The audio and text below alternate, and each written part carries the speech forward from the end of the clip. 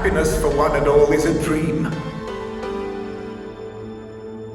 And peace built on compromise is flawed and fleeting. And the reality is that to the victor go the spoils.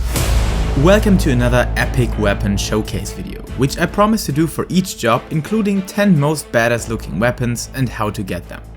But of course, as this is just my personal list, feel free to join me in the comment section and point people towards other epic weapons and the context in which you can receive them.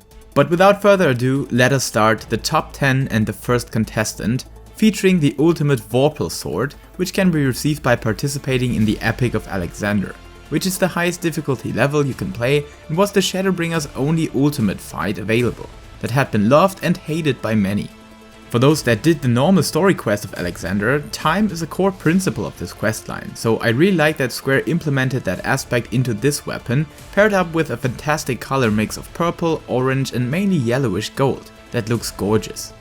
However, for those that don't like that particular design, I would definitely place the Ultima Needle that was featured in Uwu, or the Ultima Weapon Ultimate, on the exact same spot, being part of Stormblood's Pioneer Ultimate fights.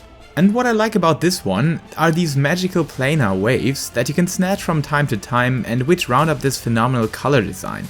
Only the magical orb looks a bit box shaped that I would give the Vorpal sword the precedence here. Just remember that these trials have to be done synced, and even though Shadowbringers and Endwalker jobs balancing might have made these easier than they were at the start, it is still a tough challenge and something I would highly recommend to join a static party for. Alright, next up I would place the Pyros Tuck, that is the second glowing stage of Stormblood's relic content Eureka. However, this weapon is received upon reaching certain progress in its third level Eureka Pyros, and believe me, it is still grindy to get there. As first you need to level up your elemental level, which can be achieved very comfortably through doing your weekly Eureka challenge log, but afterwards there's no way around doing Fates or better said Notorious Monsters in every part of this zone, until you finish the quests and did all the tasks Gerald asked you for. So while this could be done by a strong group of 4 to 5 people, the final Notorious Monsters that are required for the weapon upgrades are a bit of a different story, so I recommend to join a Discord server that does Eureka runs on your data center, or just try to find groups in the more populated evening hours. This is much easier to achieve with other people around. However, it is indeed worth the effort. Once you're in the flow of it, you can grind multiple weapons for different jobs while also hunting down the only armor in game that offers LED effects. Still, the Pyros Tuck looks gorgeous, and these bluish flames are definitely something different and a glowing effect that you won't see on that many red mages out there, due to how grindy and cumbersome it is to get to that stage. So, hop in there by doing the starting quest line and try to stick to your weekly challenge log tasks for getting levels quickly, because those are the main stepping stones for progress. The next one being an absolute classic and one of my all-time favorites for nearly all jobs, featuring a very evil and cool glow effect. This time on the Seeing Horde Rapier. This perfectly combines those very little thunders with a dark wave of power that fits nicely to all the darker glams out there, and whenever you want to make your character look badass, this is my go-to trump card. And the best thing, you can easily buy this off the market board, or if you're a crafter, get some expert recipes and craft it for yourself, even though the materials are mostly on the same price level. So if at any point you have no idea which weapon to take, just get the Seeing Horde weapons and you're good to go. Except you're a Reaper, Sage, Dancer or Gunbreaker, unfortunately. Good news are, Red Mage has a lot more to offer, that is also affordable and easy to get and looks astonishing, featuring number 7, Tsukuyomi's Moonlit Rapier, a craftable and market board buyable set that had been introduced in Shadowbringers, featuring a very spectacular glow and an even more unique form of the blade, because instead of the classical rapier, we're moving into the scimitar's territory, and I freaking love it. Emphasizes very nicely on the Red Mage's offensive power and how it performs brutal swings in melee range as well. That perfectly shows in PvP, where most kills are executed in spitting distance. But of course, the glow is also very clean and cool and has a very high glowing density that can be seen in nearly all lighting environments and will guarantee prying eyes for those that don't know this weapon already. And like I said, as a crafter or guild enthusiast, just go and get it from the market board via direct buy or through getting the ingredients, which can be applied in an identical way to the next spot, the Seiryu's Sanctified Rapier. Also introduced in late Shadowbringers, this offers one of the coolest watery glow and flow effects I have ever seen on any weapon, with another highlight being the purple core on the shaft that forms a very nice contrast. Somehow, this evokes a very refreshing tranquility, even though there's so much to look at on the orb and the blade themselves. I think it is a very good mix of not overdoing the glow and still making it look super interesting. Very well done, Square, and for a weapon that you can buy for Gil, amazing. Alright, on rank number 5 I would put the ultimate Dreadworm Rapier. Yes, many of you might chose the other 2 ultimate weapons before this one, but I mean, there are freaking Terra Flare waves coming out of the blade and shaft. And even though it might not be the most clean design and particle effects are a bit all over the place, I feel like this is a fine weapon for Bahamut fanboys that still want to play Red Mage. I mean, there's a lot happening on this weapon, so you will definitely get the attention of newcomers and basically all people around you that might ask you where that sexy weapon can be received. Especially as these can be nicely combined with glamour sets that drift more into the yellowish tint, and there are not many weapons available offering these color attributes. But yeah, getting this is still a pain in the ass and you need to be a good raider with a solid static party at your side. But if you have no idea where to start, where to get a static or how to get good at the game, maybe you can ask Rich how he achieved his clear.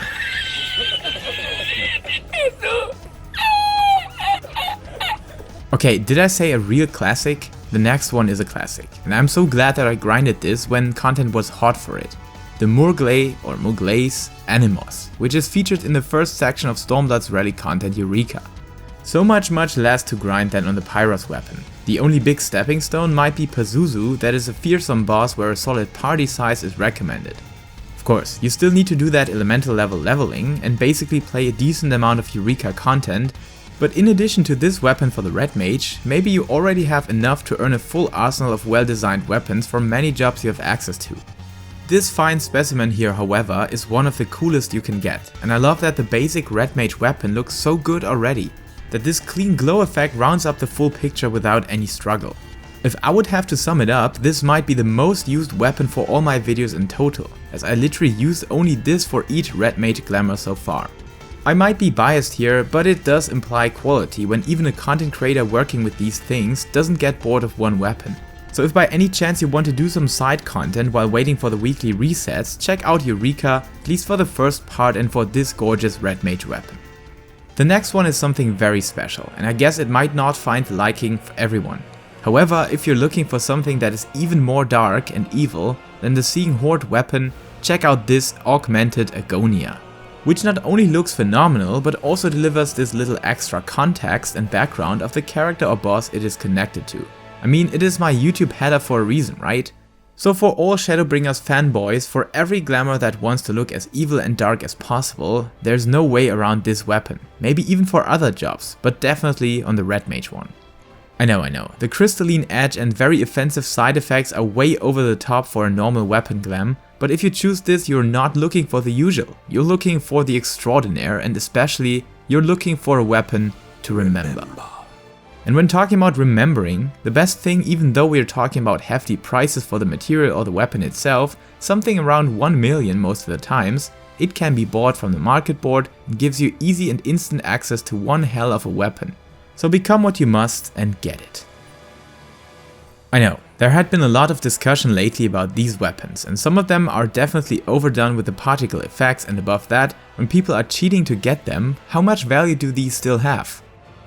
The value of looking astonishing on some jobs, and I think the Red Mage is one of them. I mean, the edge itself might be a bit too glowy and bright, but on the other hand, it gives a nice feeling of holding raw power in your hand. No singular weapon anymore, but the whole force and magic it provides. And while these magical circles are not for everyone, I really like them on this weapon, which continues the legacy of the augmented Agonia, but with a clear focus on bright highlights fitting nicely to the Of the Heavens name and how close you came to your own demise and descent into madness when you did this ultimate encounter in a normal way. Because at least from what I have heard, it is the most difficult fight in Final Fantasy XIV right now. So how to get this? Nothing less than beating the hardest boss this game has to offer. And where can you do that? Believe me, when you're ready to take up the challenge, there's no tip or info I am able to provide, as I'm far away from doing this ultimate raid right now. Nonetheless, what's closer in range of the common player is the rank 1 spot on the list for the Red Mage. I guess this is a very controversial one, but I have to admit that I just fell in love with the design of the blade's temperance, which is featured as the last stage of the Shadowbringers relic for the Red Mage. I know, some people literally called this Walmart relics, and this might be true for some in particular, but on the Red Mage it just looks delicious. A unique shaft with little but cool details in it, the crystals hovering around the bridge of the shaft and the edge, then a rune-carved metal part leading into the freaking peak of it that looks like the blade has just left the forge filled with liquid fire. Or for hot summer days, it can also look like orange water ice, whatever you prefer. And of course, the Red Mage orb does look special as well, and both have a very nice glowing effect that I already said in my last video is just one of the most clean of them all. No spongy waves, no badly textured flames, and no razor sharp lightning strokes anywhere. Just a clean and diffused red glow. And yes, we can't give a rank 1 Red Mage weapon any other color tone than red. But of course, this is just my personal opinion, and I would love to hear your thoughts and read your lists inside the comment section. Oh, and let me know if you like the different characters on this one, or if you just want to see the cat lady, or even want to have more characters being shown. So until then, stay tuned, stick around, and if you want to see which job is featured next, subscribe to my channel and ring that notification bell icon. And above all that, keep loving Final Fantasy.